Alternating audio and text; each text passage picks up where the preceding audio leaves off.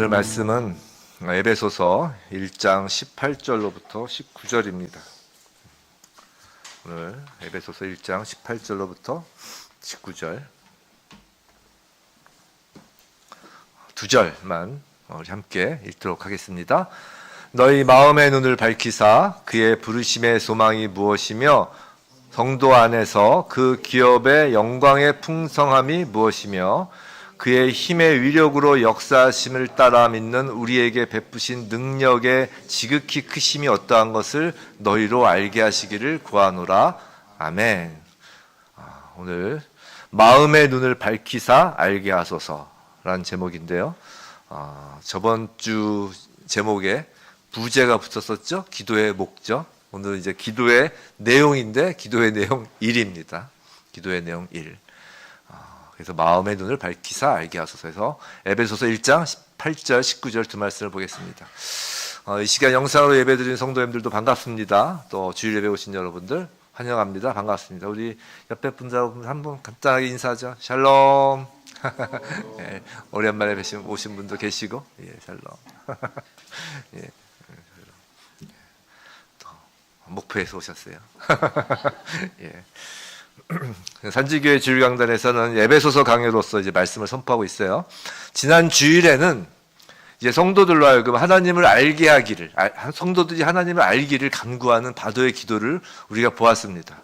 하나님을 아는 것이 기도의 목적이라고 했어요. 오늘 본문 말씀에서는 이제 그 기도의 목적을 이루는 기도의 내용에 대해서 이야기를 할 것인데, 특별히 세 가지를 사도 바울은 성도들이 알기를 바라는 것입니다. 18절, 19절에 그 세 가지가 나오는데요.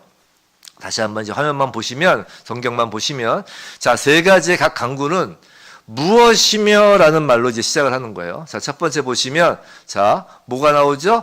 그의 부르심의 소망이 무엇이며. 그래서 이제 성경책, 자기책 갖고 계신 분은 이제 무엇이며 해가지고 1번 이렇게 치면 되는 거예요. 거기에 세 가지가 그게 기준이에요. 그럼 두 번째가 뭘까요? 성도 안에서 그 기업의 영광의 풍성함이 무엇이며, 이게 둘째예요. 무엇이며가 안 보이죠? 19절에 어떠한 것을 이게 이제 무엇이며하고 같은 단어예요. 그래서 세 번째는 믿는 우리에게 베푸신 능력의 지극히 크심이 무엇이며, 이렇게 세 가지를 지금 기도하고 있는 것이에요. 이제 18절, 19절에서 기도의 내용이 이제 세 가지가 나오는 것입니다. 오늘은 이 중에서 첫 번째, 두 번째만 보고요. 다음 주에 세 번째를 보게 될 텐데, 그 세 번째 그 능력이 이제 19절 이하로 쭉 이어지기 때문에 그래요. 자, 그런데 이 세 가지를 아는 것의 전제가 뭐라고요? 18절 앞에서 너희 마음의 눈을 밝히사입니다. 오늘 설교 제목이 너희 마음의 눈을 밝히사이죠. 자, 하나님은 지금 저와 여러분에게 사도 바울을 통하여 하나님의 자녀들이 가장 최고의 선, 가장 중요한 것인 하나님 아버지 당신을 알기 원하신다고 지금 하나님께서 말씀하시는 거예요. 하나님은 하나님을 알리시길 원하시는 거예요. 여러분이 하나님을 알기를 원하시는 것입니다. 그리고 거기에 이제 수반해서 세 가지를 알기 원한다라고 지금 말씀하시는 거예요. 근데 그것을 아는 것은 성령에 의하여 마음의 문이 밝혀지는 한도 내에서만 알 수 있음을 지금 다시 한번 상기시켜 주는 것이에요. 자, 성경에서 마음이라고 할 땐 단순히 감정, 어떤 그런 것만 의미하는 것이 아니라 우리의 전 존재입니다. 마음이라고 할 땐 우리의 존재, 행동의 원천, 전 인격을 의미해요. 지금 사도 바울은 우리가 우리의 존재와 우리의 행동과 우리의 전 인격을 다하여 하나님에 관한 세 가지 내용, 세 가지 진리들을 알기를 지금 기도하고 있는 것이에요. 그 일은 날마다 새롭게 마음의 눈이 밝아져야 가능한 것이에요. 우리가 여기 이 세상에서 살고 있는 한, 우리가 연약함을 지니고 있는 한, 우리가 이 죄악의 세상에서 살고 있는 한, 우리 안에 여전히 죄의 메커니즘, 그 죄의 원리가 남아있는 한, 성령께서 날마다 새롭게 마음의 눈을 밝혀주시는 역사가 필요한 것입니다. 날마다 새롭게 해요.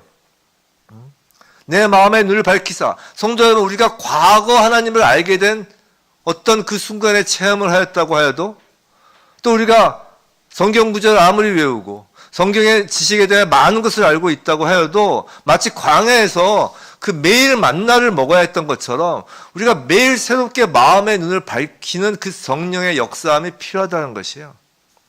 신앙생활은 우리가 과거에 쌓아놓은 것을 의지하고 살아가는 것이 아닙니다. 성도님 이거 명심하셔야 돼요. 이거 목사도 마찬가지예요. 저도 마찬가지예요. 신앙생활에서 왕년에는 통하지가 않은 거예요. 그래서 우리가 가끔 이제 신앙 간증을 하면 제가 이제 간증을 이제 뭐 저는 간증을 거의 안 하지만 간증 들어보면 그러잖아요. 제가 왕년에 거의 왕년에예요.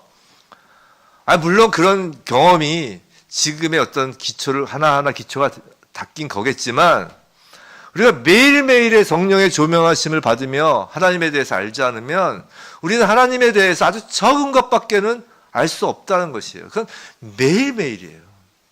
신앙생활에서 왕년에는 통하지 않습니다. 정말이에요. 신앙생활 왕년에는 통하지 않아요. 오늘 신앙생활 하는 것이에요.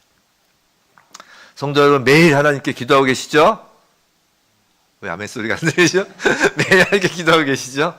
아멘? 아멘. 자, 매일 기도하실 때 정말 우리 주 예수 그리스도의 하나님, 영광의 아버지께 우리 마음의 눈을 열어달라고 항상 기도하시길 바랍니다. 우리 힘으로 신앙생활하면 어려워요. 우리 생각으로 신앙생활하면 이상하게 빠져요. 자기한테 빠지는 거예요. 자기한테. 우리는 날마다 더 많은 성령의 기름 부음을 위해서 기도해야 하는 것이에요.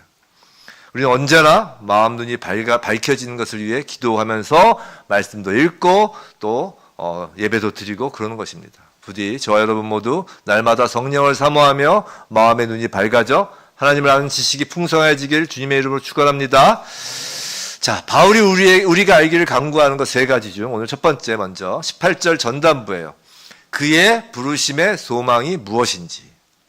그죠? 그의 부르심의 소망. 자, 주의할 것은 여기서의 소망은 우리 인간 편에서 원하고 바라는 희망이 아니라는 것이에요.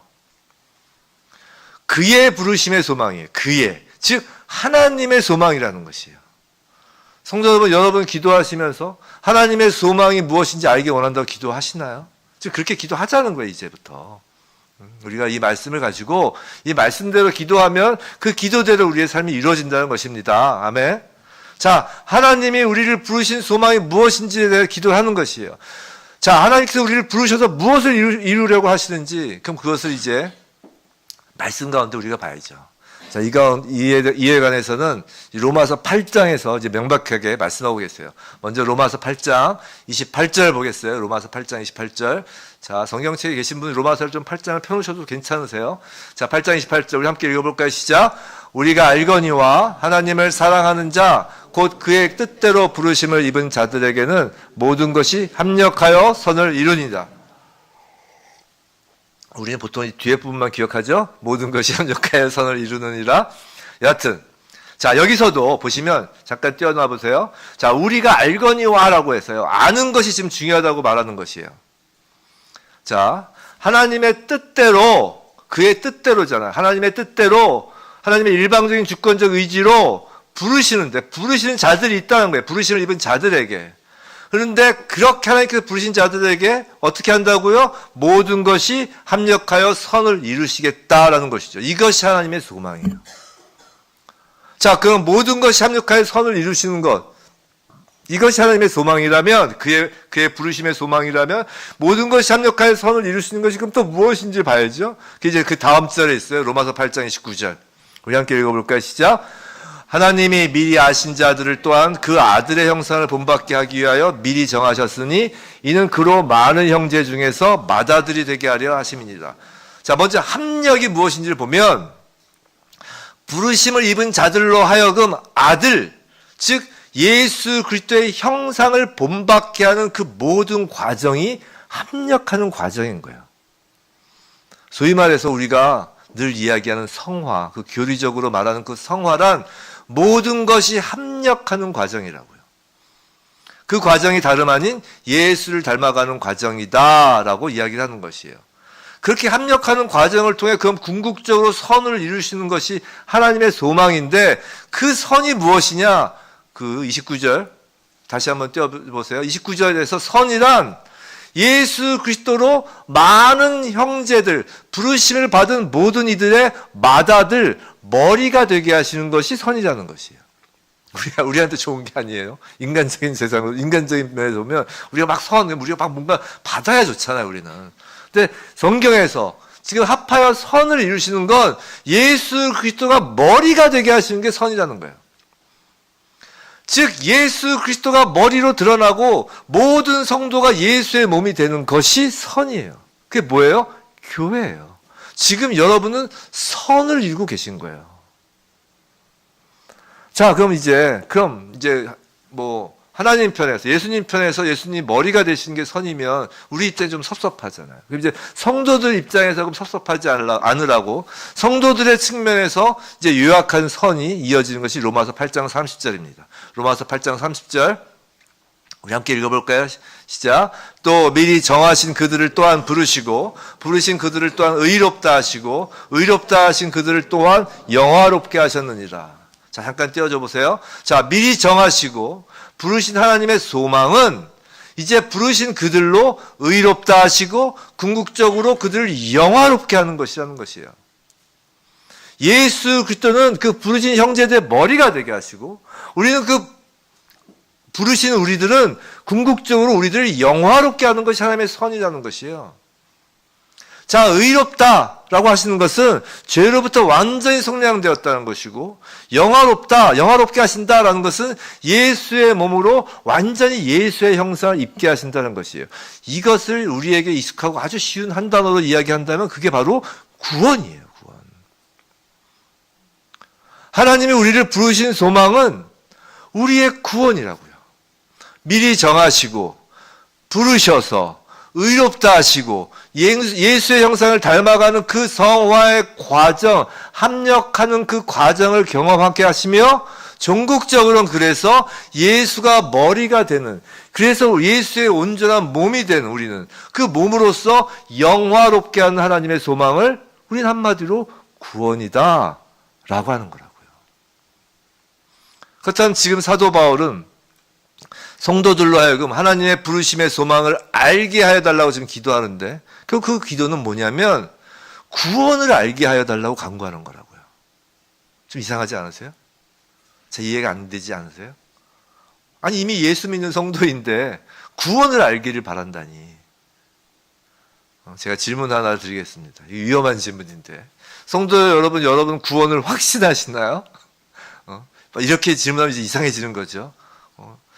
사실 구원을 확신하는 건 나쁜 게 아닌데 이게 이단에서 자꾸 그 구원의 확신을 자꾸 강요하고 하니까 이제 우리가 구원의 확신한다고 이야기하는 걸 주저주저 하는 거잖아요. 전 구원판 아니에요.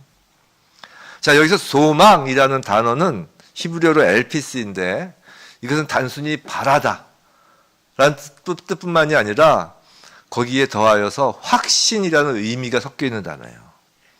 즉 성경에서 소망이라고 할 때는 불확실한 인간 편에서의 희망, 우리의 기대 그런 정도가 아니라 하나님 편에서 이루실 확실한 일이라는 의미를 갖는다고요. 성도 여러분, 여러분은 여러분의 구원이 확실하다는 것을 알고 계시냐는 말이에요. 정말로 여러분의 부르심과 택하심과 구원을 확실히 알고 흔들리지 않는 그 확신을 가지고 계시냐는 거예요. 이 확실성과 이 확신이야말로 바로 복이 있는 그리스도인의 삶의 비밀이고, 그렇기 때문에 사도 바울은 성도들을 위하여 그 구원의 소망, 그 확신을 갖도록 기도하는 거라고요. 기도의 대상이라니까요, 구원의 확신은. 왜냐하면 성도 여러분, 우리가 예수 그리스도를 믿고 성령의 인침을 받았어도 원수는 우리를 끊임없이 공격한단 말이에요. 죄에 빠짐으로 말미암아, 또 환경을 이유로, 또는 질병과 육신의 연약함으로 마귀는 우리에게 의심을 계속 불어넣습니다. 우리의 확신을 흔들어 넘어뜨릴 때까지 공격하는 것이에요. 만일 우리가 구원의 확신이 그래서 흔들린다면 이런 의심이 드는 거예요. 나는 거짓 체험한 거 아닐까? 혹시 체험 때문에 믿게 됐다면 이 체험은 거짓이 아니었나?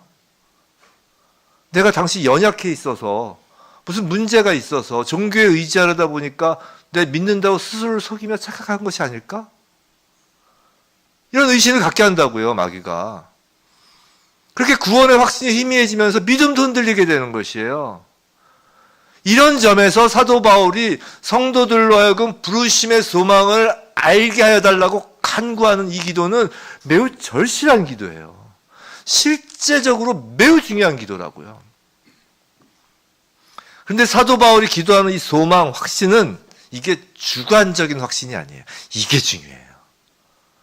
내가 믿습니다. 이게 아니라고요.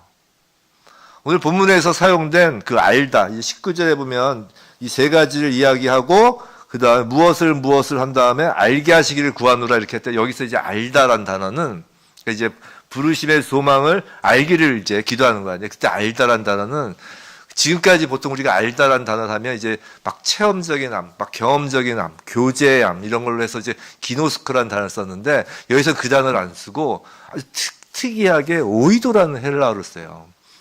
이 단어는 뭐냐면 오이를 달라는 게 아니라 오이도 이제 이 본래 뜻은 보다라는 뜻이에요. 보다. 오이도 하면 보다라는 뜻인데 이게 안다라는 거와 연결되면 뭐냐면 보아서 아는 거예요. 즉 객관적으로 아는 것을 의미해요. 그러니까 지금 사도 바울은 어떤 감정, 예수님이 계신가, 내가 구원받은 것 같아, 기쁘다 이런 감정이나 느낌, 어떤 느낌이 들어, 구원받은 느낌 이런 느낌이나 메시아입니다 이런 결단 이런 것 같은 주관적인 측면에서가 아니라 객관적인 것들을 봄으로 뭐를 본다고 그랬죠? 마음의 눈을 밝히사 그랬잖아요. 마음의 눈을 밝히사 그 밝아진 눈으로 봄으로써 구원의 확실성이 흔들리지 않기를 기도한다고요. 객관적인 것을 보고. 성도 여러분, 구원의 확신은 한순간의 체험으로 발생해서 이 땅의 인생 과정에서 그 체험으로 저절로 지켜지는 게 아니야. 체험으로 발생한 어떤 그 발생해가지고 그 구원의 확신이 막 지켜지는 게 아니라고요. 그럼 계속 체험을 해야 되는 거예요. 근데 체험이 그때그때 달라져. 체험이라는 것 자체가 그때그때 다르잖아요. 영적 체험을 하고 어떤 구제 활동, 착한 일을 하고 해서 또 인격 수양을 한다고 해서 우리가 구원의 확신이 지켜지는 것도 아니라고요. 만일 그게 그렇다면 바울은 이렇게 기도하지 않았을 거예요. 그의 부르심의 소망을 알게 해달라. 그렇게 기도하지 않고 영적 체험을 하게 해달라고 기도했을 거예요. 구원받은 자로서 착하게 살게 해달라고 기도했을 거라고요. 그것이 구원의 확신을 지키는 거라면. 바울이 간절히 기도하는 것은 하나님의 부르심의 소망, 즉 부르시고 의롭다 하시고 성화의 과정을 지나 영화롭게 하신다는 하나님의 소망, 우리의 구원의 확실함을 성도들이 일회성이 아니라 계속해서 아는 것이라고요. 이것은 오이도 보고 아는 객관적인 이해의 문제라고요. 한번 생각해 보세요. 바울은 다메섹 도상에서 예수 그리스도를 직접 만나는 영적 체험을 했어요. 눈이 멀었잖아요. 여러분 중에 예수 믿고 눈 먼 사람 있어요? 어떤 막 극적인 체험하신 분들 있어요, 물론. 전 그걸 부인하는 건 아닌데, 근데 그 영적 체험을 사도 바울은 하고, 사도 바울은 거기서 멈추지 않았다고요. 3년 동안 뭐 했냐면, 당시 성경 이제 구약이잖아요. 그 구약 성경을 가지고 가서 철저하게 구원의 확실함을 이해하고 확인했다고. 성경을 연구했다고요, 3년 동안. 바울은 전도 여행을 하면서 사도 바울의 전도 여행을 보세요. 어디 자신의 영적 체험을 가르쳤나요? 그렇지 않았어요. 사도 바울이 그 3층천 갔다 와서도 한참 있다가 잠깐 성경을 언급했어요. 잠깐. 우리 같으면 3층천 한번 갔다 오면 난리가 나죠. 책 쓰고 유튜브에 출연하고. 사도 바울은 그조차도 몇 년 지나서 잠깐 언급했다고요. 사도 바울은 영적 체험을 가르치는 것이 아니라 성경을 가르쳤다고요. 자, 마가의 다락방에서 성령을 받은 사도들도 자신들의 영적 체험을 전한 것이 아니라 사도행전을 통해 보면 사도들의 설교들은 오히려 철저하게 성경에 기초했다고요. 구약, 신약, 여기서 약은 언약을 의미하잖아요. 성경은 하나님의 언약의 말씀이에요. 우리의 구원의 확신은 개인적인 영적 체험으로 견고하게 유지되는 것이 아니라 객관적인 하나님의 언약에 달려있음을 명심하시기 바랍니다. 구원의 약속이 아담에게 주어졌어요. 창세기부터 보면 그렇잖아요. 구원의 약속이 아담에게 주어졌고 아브라함에게 주어졌으며 모세에게 주어졌으며 다윗에게 주어졌으며 이게 다 지금 아담 언약, 아브라함 언약, 모세 언약, 다윗 언약 그리고 하나님께서 세우신 그 많은 선지자들의 글에서 끊임없이 세워지고 가르쳐졌다고요. 그게 신약으로 넘어와서 하나님이 창세 전에 그의 아들과 맺으신 그 언약이 그 십자가에서 성취된 역사를 우린 객관적으로 보잖아요. 오이도 하는 거예요. 공생의 예수 그리스도와 십자가와 그 부활을 보며 성령으로 역사하시는 그 사도들의 그 역사와 또 교회의 역사를 통해 언약이 성취되는 과정, 그 모든 과정을 보는 거라고요. 성도 여러분, 마귀가 우리에게 의심을 불어넣으며 공격할 때 무엇으로 대적하시렵니까? 삶이 팍팍하고 정말 하루하루 살기 힘들고 반복하여 죄를 저지르고 또 그런 나를 보면서 스스로를 자책하게 될 때 무엇에 기초하여 하나님의 부르심의 소망, 구원의 확신을 견고히 붙잡을 수 있을까요? 과거의 체험? 지금 체험을 못하니까 과거의 체험을 또 달라고 하는 거예요.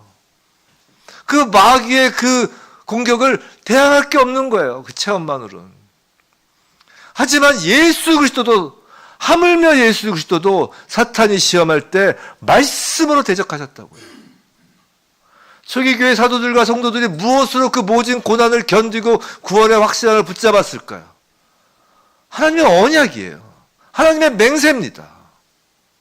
민수기 23장 이런 말씀이 있어요. 민수기 23장 19절 제가 읽을게요. 하나님은 사람이 아니시니 거짓말을 하지 아니하시고 인생이 아니시니 후회가 없으시도다. 어찌 그 말씀하신 바를 행하지 않으시며 하신 말씀을 실행하지 않으시랴. 아멘.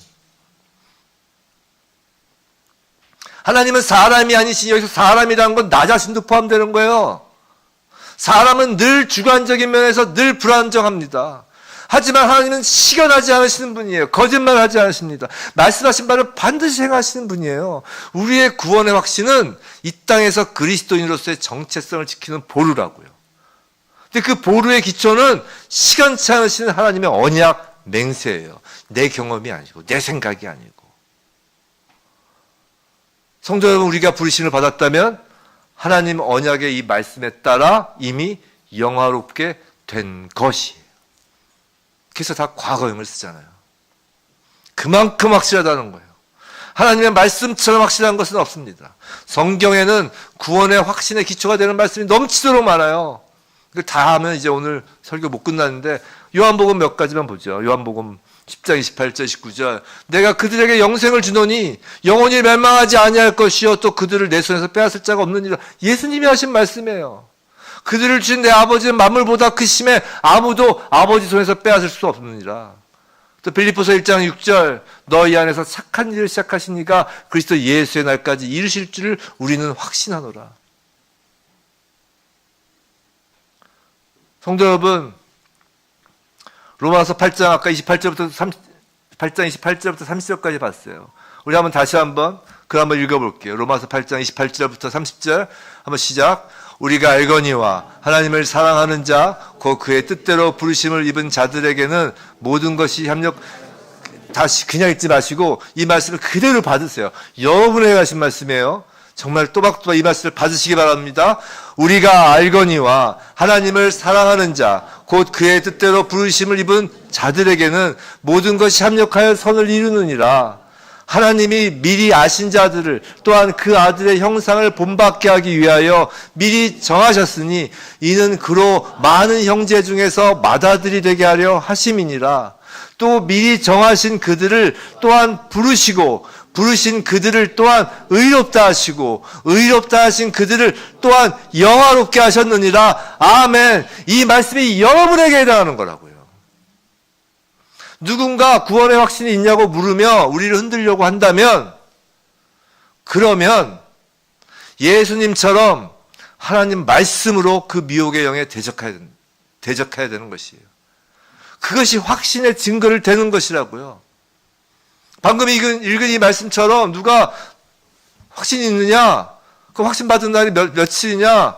며칠인지 그건 모르겠는데요. 너 확신 받은 게 아니야. 그런다면서요. 그러면은 나는 부르심을 입은 사람이다. 그러면 나는 의롭다 하심을 받았다. 그러면 나는 그리스도 안에서 영화롭게 되었다.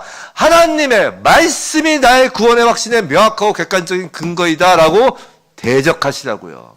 내가 몇 월 며칠 날 구원 받았지 기억한 내 기억으로 대적하는 게 아니라 마귀가 공격할 때 과거의 나의 체험으로, 나의 경험으로, 나의 기억으로 대적하는 것이 아니라 오늘 살아 역사하시는 하나님의 말씀으로 대적하는 저와 여러분들에게 주님의 이름으로 축원합니다.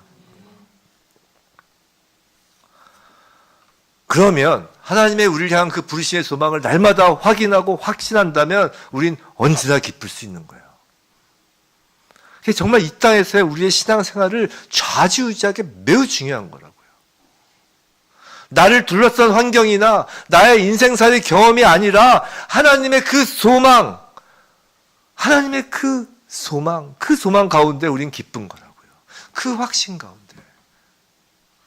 확신이 없으면 기쁘지 않은 것이고 확신이 있으면 기쁜 거예요. 부디 하나님의 은혜 안에서 그 성령에 의하여 마음의 눈을 밝히시는 그 성령에 의하여 이 성경 말씀 속에서 우리들에게 계시하여 주신 하나님의 그 부르신 소망을 알게 되어 우리의 구원의 확신으로 날마다 기쁘게 사는 저와 여러분 되길 주님의 이름으로 축원합니다. 자, 이제 마음의 눈을 밝히사 성령으로 인하여 성도들로 하여금 알게 되기를 원하는 사도 바울이 강구하는 두 번째 것이 18절 후반부 그 기업의 영광의 풍성함이에요. 그 기업의 영광의 풍성함. 자, 여기서 그 기업이란 하나님이 우리를 위하여 예비하신 나라로서 내세관에 기초한 하나님 나라예요. 오늘 아침 9시 설교에 새 예루살렘 성 한영호 목사님 계속 말씀하셨는데 딱 오늘 제 이 설교하고 그냥 다시 제 이후에 제 설교는 다 생략하고 그 한영호 목사님 설교를 다시 들으면 될 것 같은데 바로 내세관에 기초한 하나님 나라예요. 새 예루살렘 성, 새 하늘과 새 땅입니다. 사도 바울은 지금 무엇을 지금 이야기하는 거냐면 그 기업의 영광의 풍성함을 이야기하면서 모세가 그 느보산 위에서 그 약속된 가나안 땅을 이렇게 바라보잖아요. 그죠? 들어가지 못했지만 이렇게 바라본다고요. 그런 것처럼 성도들은 이제 들어가긴 하겠지만 성도들은 이 땅에서 마치 느보산 위에서 모세가 본 것처럼 이 땅에서 살면서 우리에게 예비된 그 약속된 땅을 아까 뭐라고요? 오이도라고 그랬어요. 오이도. 즉 보면서 알기를 바란다는 거예요. 보면서. 천국과 지옥에 관하여 관심을 가지고 천국을 바라보고 알기를 원한다는 것이에요. 바울의 이 기도 역시 그의 부르심의 소망만큼이나 그리스도인의 실제 삶에 있어서 매우 중요한 거예요. 우린 세상으로부터 또는 교회 안에서조차 이런 말을 많이 듣습니다. 뭐 자유주의 신학이나 뭐 해가지고 이런 말을 많이 들어요. 지금부터 제가 얘기하는 건 매우 부정적인 얘기예요. 그냥 듣고 흘리세요. 무슨 얘기를 하냐면 기독교인들은 영생과 죽음 그 다음의 세계를 바라보려고 이렇게 노력하는 것을 이제 멈춰야 된다. 기독교인들은 자꾸만 뭐 천국 얘기하지 말라는 거예요. 이제 멈추고 있는 힘을 다해서 이 세상, 이 땅의 이 재난의 종지부를 찍기 위해서 교회의 의무를 다해라. 교회의 의무는 그거야. 이 땅에서 사회적 역할을 다해. 그렇지 않으면 기독교인은 세상에서 스스로를 격리하고 있는 것이야. 왜 교회를 자꾸 절처럼 산으로 들어가려고 해? 이 땅의 문제를 해결해. 라고 합니다. 그리고 또 이런 이야기를 하죠. 기독교를 이제 실제 삶에서 등 돌리게 해서 어떤 상상과 환각에 빠지게 하면서 이제 기독교가 사람들에게 위안을 주는 것에 불과하다. 그래서 기독교를 아편이다라고 하는 거야. 아편이다. 그렇게 폄하하기도 하는 거예요. 근데 이런 교회에 대한 비난, 교회에 대한 그 부정적인 그 발언들은 그 영향력이 매우 커요. 그래서 교회를 삼켜버려요. 그래서 교회 안에서조차 이 구원에 대한 설교, 이 천국에 대한 말씀을 아주 구태의연하고 뜬구름 잡는 이야기로 치부해버린다는 것이에요. 마치 개인의 구원과 천국 소망을 이야기하면 그런 것들은 매우 이기적인 기독교인, 마치 그런 반사회적인 기독교인으로 매도해버린다고요. 이것이 바로 교회를 세속화하고 성도들을 위축시키려는 사탄의 또 다른 술책임을 깨달아야 되는 것이에요. 성도 여러분, 역사적으로 믿음의 영웅들은 눈에 보이지 않는 세계를 먼저 바라보는 거라고요. 그런 다음에 그것에 비추어서 그 나라를 이 땅 현실 세계에 적응시키는 거라고요. 생각해 보세요. 반만년의 이 조선 땅에, 한국 땅에 교육, 의료, 문화, 정치 등 각 영역에서 꼭 이 땅뿐만이 아니라 세계 각지에서 가장 위대한 개선은 언제나 영적 부흥으로부터 비롯됐다고요. 사람과 그 인생을 그 영혼이라는 빛에 비춰본 사람들이 언제나 이 땅의 고통, 인간의 고통에 가장 큰 관심을 가지는 거예요. 성도 여러분, 우리가 정치적인 일이나 사회적인 문제들에 관심을 기울여야 한다고 말하는 것이 얼마나 우리가 평소에 실제적으로 들리나요? 맞아요. 뭐 크리스찬이라고 정치에 뭐 관심 갖지 말면 안 되죠. 관심을 가져야죠. 그런데 내세에 관해서 알지 못한 채 그런 일들에만 관심을 갖는다면 사람들이 내세를 잊어버리고 현실 생활에만 집착한다면 그 세상은 산족이 되는 거예요. 역사적으로 내세를 염두에 두지 않고 인간의 손으로 인간을 위한 유토피아를 건설한다고 하면서 세상을 지옥으로 만든 경우를 우린 너무 많이 봤잖아요. 그렇다면 사도 바울이 지금 이 올바로 이 세상을 개선시키는 임무를 수행할 것을 기대하면서 성도들로 하여금 기업의 영광의 풍성함을 알기를 구했을까요? 그게 목적이었을까요? 뭐 일부분 있죠. 그런데 그건 천국을 본 성도들의 삶의 자세로서 나타나는 자연스러운 결과물이에요. 우리가 천국을 바라보고 살면 이 땅에서의 삶은 그 천국을 반영하는 삶을 살게 돼 있다니까요. 우리는 바라보는 것을 살게 돼 있어요. 그러니까 자연스러운 결과로 천국을 바라본 그 영적 부흥에서 이 땅에서 그 모든 개선이 일어나는 것이죠. 근데 그게 궁극적인 목적이 아니라 더 본질적인 이유가 다른 곳에 있어요. 이 역시 로마서 8장에서 답을 찾아볼게요. 로마서 8장 18절 우리 한번 읽어볼까요?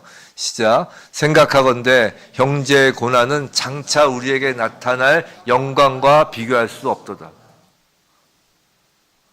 성도 여러분, 하나님의 관심사는 지금 사도 바울의 관심사는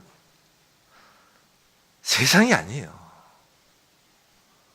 주된 관심사는 성도가 보호되어 하늘나라 들어가는 거라고요.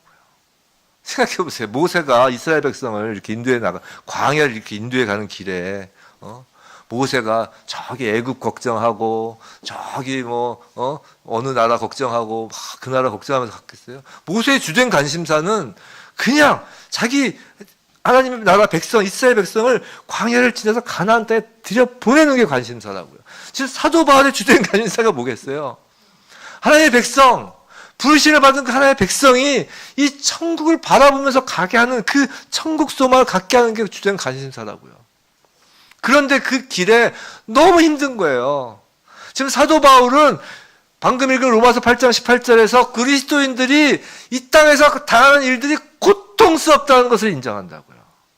사실 8장 18절 띄워보세요. 생각하건대 현재의 고난은 장차 우리에게 나타날 영광과 비교할 수 없도다. 이게 지금 현재의 고난이 적다는 거겠어요? 아니요. 그게 고통스러운 걸 아는 거예요. 그래서 사도 바울은 이 말 밖에는 그들에게 성도에게 위로가 될 말이 없으면 사도 바울은 안 거라고요. 성도는 기독교는 언제나 실제적이에요. 기독교는 모든 것이 잘 되었어. 그러니까 미소 머금고 다 좋아. 이렇게 그냥 막연하게 좋은 게 아니라고요.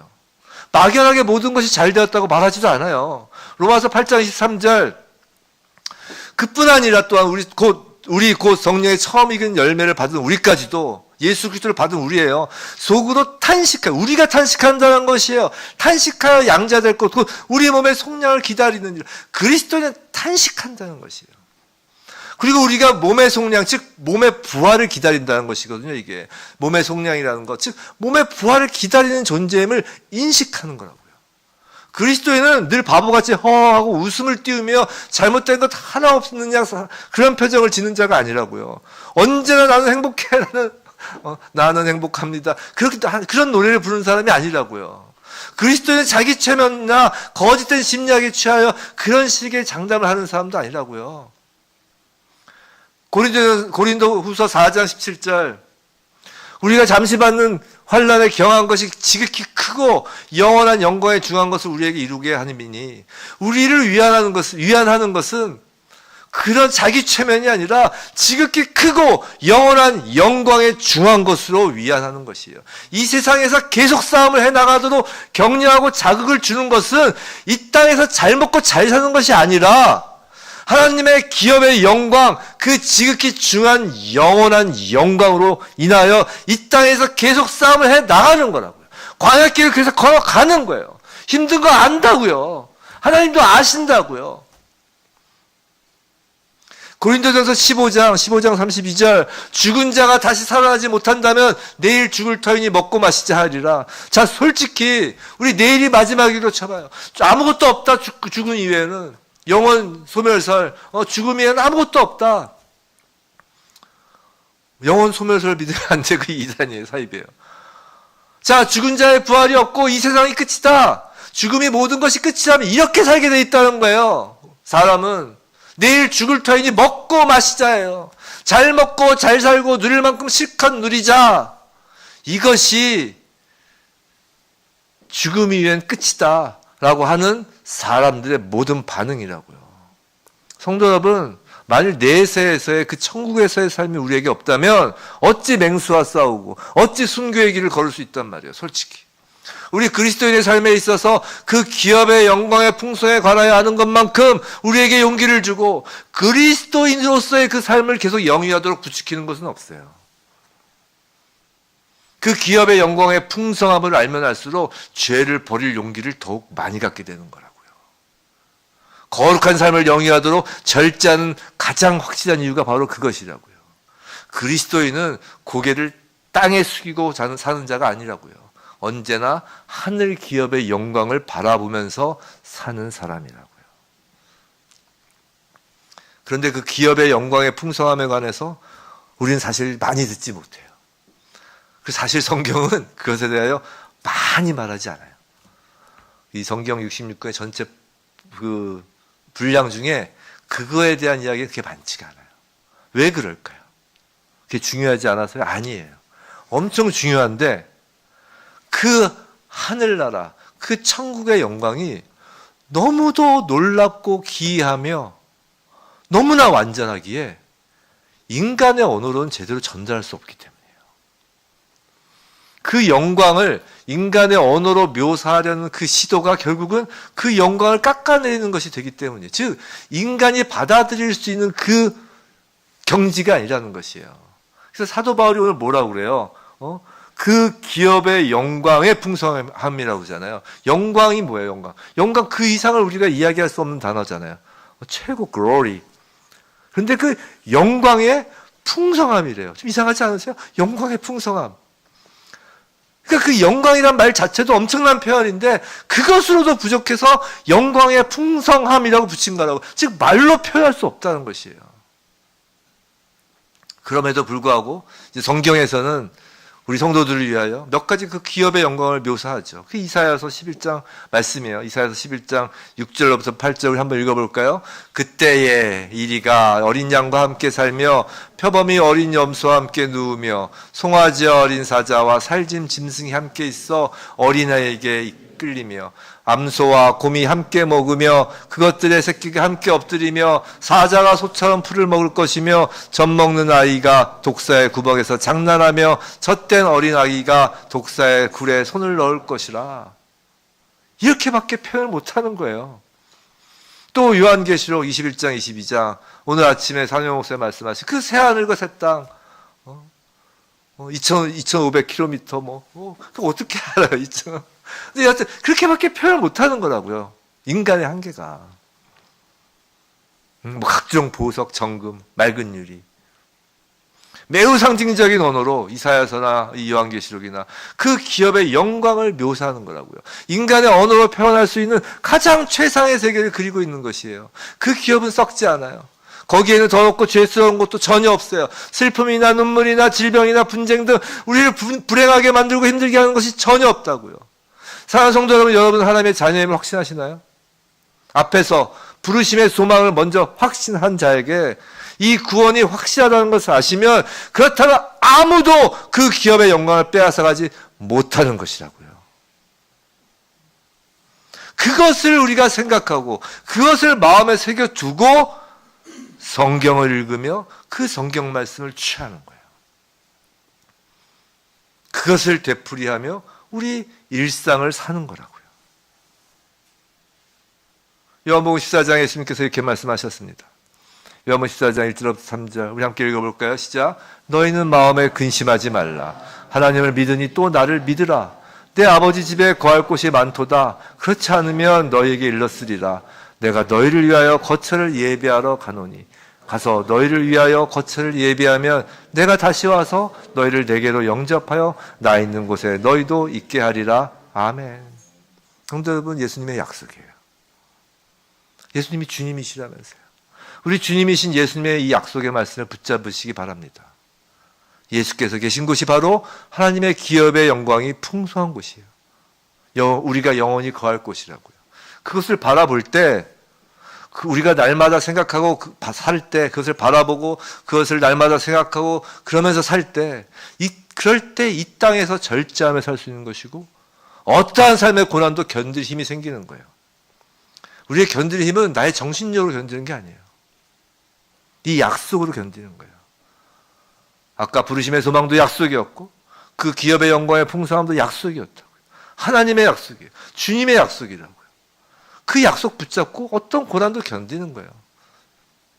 제가 강대상에서 잘 쓰기 꺼려하는 말 중에 자주 쓰는 말이 그거예요. 까짓거. 성도 여러분, 우린 까짓거로 사는 거예요. 그 힘 아니면 어떻게든지 우리는 살기 힘들게 만듭니다, 사탄이. 풍요로움도 까짓것, 가난함과 질병도 까짓것 하면서 걸어가는 거라고요. 어떠한 고난이 눈물이 나도 까짓것, 하물며 나의 죄도 예수 그리스도께서 십자가에서 사해 주셨잖아요. 까짓것. 어떠한 비난과 질책과 조롱과 손가락질도 까짓것. 예수 그리스도의 십자가에 다 그게 달렸는데 까짓것. 성도 여러분, 그렇게 우린 감사하며 힘차게 살아가는 거라고요. 하나님께서 부르신 여러분을 위해 그 언약으로 확정하신 일들을 날마다 알기를 하나님은 이 시간 원하시는 거예요. 여러분이 알아야 될 건 그거예요. 날마다 알아야 돼요. 그 확신을. 부르심의 소망인 구원의 확신을 말씀을 통해 확인하고 또 확인하기 바랍니다. 말씀을 통해 확인해야 되는 것이에요. 내 체험이 아니에요. 내 그냥 으쌰 결단도 아니에요. 굳은 구원의 그 확신으로 세상의 어떤 공격에도 흔들리지 않게 하나님은 지금 원하시는 거예요. 하나님이 예비하신 그 기업의 영광을 매일 보기를 원하시는 거예요. 하나님이 예비하신 그 일들을 알고 그것에 따라 이 세상에서 하나님을 드러내는 삶을 살아가길 주저하지 말기를 바라는 거예요. 그를 방해하는 모든 것까지껏 하면서 가는 거라고요. 그 객관적인 확신의 증거, 이 영광스러운 기업의 증거되는 하나님의 말씀을 그래서 우리는 이야기하는 거라고요. 모든 사람들에게. 사도 바울이 그런 것처럼요. 사랑하는 성도 여러분, 부디 저 여러분 모두 예수 그리스도의 하나님, 영광의 아버지께서 성령으로 마음의 눈을 밝히사 그의 부르심의 소망이 무엇이며 그 기업의 영광의 풍성함이 무엇인지를 알게 하시기를 진정 주님의 이름으로 간절히 축원합니다.